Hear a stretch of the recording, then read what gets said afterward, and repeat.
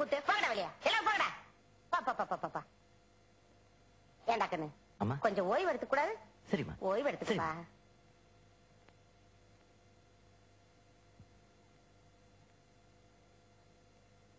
சிசியா ஒரு பீடி கொடு. ஏய் சின்ன பசங்க பீடி குடிக்கூடாடா. அண்ணா நான் உன்னை விட 10 வயசு பெரியவன் தெரியுமா? ஒழுங்கா பீடி கொடு. இல்லன்னா விடுவேன். இந்தாங்க அண்ணா இந்தாங்க. Very good.